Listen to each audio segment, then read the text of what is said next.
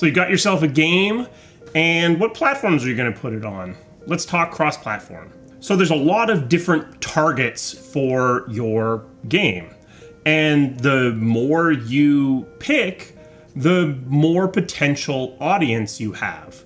So at first blush, it seems like the right move is to put it on as many things as you possibly can. But each new platform that you add brings extra complexity with it. One of the most obvious first things to think about is every single different platform is going to come with different hardware specifications. Some of the consoles are faster or slower, and if you're including the PC, then you need to deal with the fact that you have to handle a whole bunch of different hardware. One of the major advantages of the consoles is that consoles have a relatively limited hardware range. You might think that there's no range at all, but it's not quite that. Usually there are slightly different versions of the console floating out in the ether that might have different speeds of optical drive or slightly different RAM in them. Most of the time you can afford to ignore that fact, but in the case of Jade Empire, it actually had problems on one of the iterations of the original Xbox because of the way the optical drive worked. So it's something to be aware of. Similarly, if you are dealing with tablets, there's a wider range of specifications, but you kind of know what you're dealing with to some degree, at least if you limit your release range. Once you introduce phones and PCs, then all bets are off. There are so many different phones out in the wild that being able to adequately test your game against all of these different platforms is basically impossible. Similarly, that combinatorial problem on the PC is basically insurmountable. You're doing the best you can, but people have really weird builds where they have incredibly fast graphics cards and terrible spinning platter drives in the same gaming rig. Or they're running with an ancient PS2 connection keyboard that is something that you've never tested against or even considered testing against. Certainly, compatibility testing for the PC is a discipline all its own, something that the larger publishers are quite capable of doing. But if you're on your own, chances are that if you do a port to the PC or you make your game for the PC, there's going to be some combination of hardware out there in the wild that your game is going to have a problem with, and you simply can't test against that. So as you add more platforms, you need to think about the specs of what you're dealing with. If you've made a game that runs really nice, a solid 30 frames per second on the Xbox One X, maybe it doesn't quite pull that off when you make a Switch port. Even though you're dropping down your resolution, you might have a problem. Your frame rate might not be up to snuff. If you are taking a game that is built for the PC and you're bringing it onto the consoles, you don't have access to a huge amount of hard drive space to do whatever you're doing on the hard drive. So the differences in the behaviors of the various platforms need to be taken into account when you are thinking about adding more platforms to your mix. Let me just see if I can rattle off some things to keep in mind when you're looking at different platforms. How fast is your RAM? How fast is the drive that you're reading your data from? Are you stuck with an optical drive, or do you have a hard drive? Do you have a solid state drive built into the thing? How fast is your RAM? What is the resolution that you are rendering for? The Switch is different than a PS5, which is different than a mobile phone. Similar to that is, what's the aspect ratio? A phone, you might want to do it in portrait mode as opposed to in landscape mode, because that's more in line with expectations for what your players might be looking for. Do you have storage medium to store scratch space or save games? And if you do have it, is it limited? How fast is it? Can you use it as scratch space, or is it only really applicable for using as save space? On the DS, the storage for save games cost extra money. So the bigger your saves, the more your game costs to manufacture. So that's something to take into account. Do you need to worry about power usage on the platform that you are dealing with? On something that's plugged into the wall, you don't really need to worry about how much you're grinding the GPU or the CPU. But if I'm carrying it around in my hand, if it's churning really fast, it's going to use the battery up really quickly and the device is going to get hot. You saw that in early builds of Pokemon Go, is it wasn't well optimized for the phone and it just chewed through batteries really fast. Do you have an internet connection that you can rely on? Do you have other things that you might be expecting, like a GPS or other things that may or may not be included in your hardware? Some things have these, some things don't. And then maybe the biggest, most important one of all is, how are your controls going to work on this new piece of hardware? I've talked about this in passing, but on the PC, you're probably going to do mouse and keyboard as your primary control system. Mouse and keyboard is really excellent at doing a very large number of things at a pretty fast speed. The console controller, on the other hand, is really good at doing a very small number of things very quickly. So these are not fully compatible control schemes. With a mouse, you have the ability to hover over things. So you can do tooltips that appear when you hover over a menu option. But you don't really have the concept of a hover by default on the console, unless you do something like a virtual mouse controls, which you do see on some console games. But in addition, even between different consoles, the controllers aren't exactly the same. The PlayStation controller has a little touchpad at the top. You don't have that on the Xbox controller. The Switch controller is a whole different animal altogether. And then when you throw in the tablets and the mobile phones, you have yet another, a third total different species of control scheme. On PC, you have keyboard and mouse, good at a large number of things pretty quickly. Console, good at a very small number of things very quickly. The touchscreen of tablets and phones are really good at some things that you can't really do on a mouse and keyboard, like gestures. And gestures are pretty awkward on a controller as well. But they're not very precise. You're using your finger, which is big and fat, to be your input system. So you have to think about how your controls are going to be mapped to each of these different ways of controlling. If you're planning to be multi-platform from the start, you ideally want someone on your team whose job it is to be the advocate of each and every control scheme. Someone who cares about PC gaming and is going to fight for mouse and keyboard controls. Someone who cares about console gaming and is going to fight for the console controls.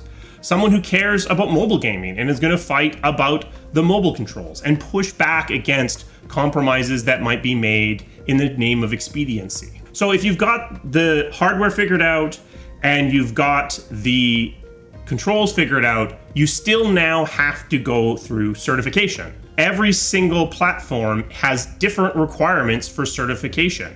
PC is pretty easy because you just kind of have to check the checkboxes for Steam and the Epic Game Store and you're pretty much good to go. They don't care what you say. If you push a key or press a key or hit a key, they don't care. Sony and Microsoft really do care. You push a button on one of the two platforms and press a button on the other and you will fail cert if you say the other one. So you need to have this taken into account in the case of your translation. Even though the controls are basically the same, you need to use different verbs to talk about what the player is doing. And hopefully you didn't hard code in the fact that jump is the A button, because there is no A button on a PlayStation controller. So you need to take that into account as well. On the mobile platforms, certification is kind of in between. It's relatively lightweight, but there's more than you required to do on the PC. But then that brings us to one last thing that you should actually be taking into account when you're thinking about your different platforms, which is business models. we are largely still in a world on PC and consoles where games are purchased, people are owning games.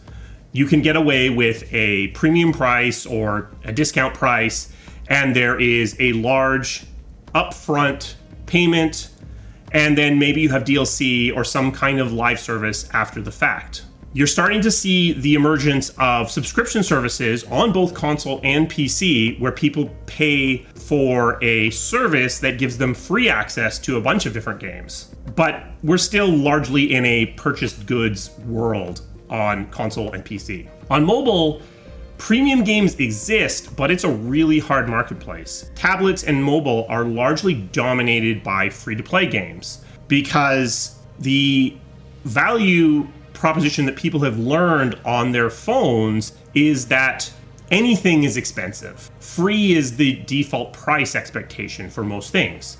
So if you are going to release a game on PC and consoles and mobile, be aware that if the game isn't free to play, it's going to really struggle with finding a market on mobile and on tablets. Similarly, if you go free to play across the board, you are going to get some degree of rejection from certain parts of the audience on console, where free-to-play isn't as well established. Those games exist. There is a certain percentage of the audience on consoles in particular who may reject it out of hand as being something that's trying to trick them into spending a bunch of money. Between consoles and mobile in particular, there's a bit of incompatibility of business models. Not completely, but a little bit. So what do you do? How do you navigate all of this? Dragon Age Inquisition launched on 5 platforms simultaneously. The 360 and PS3 generation, as well as the Xbox One and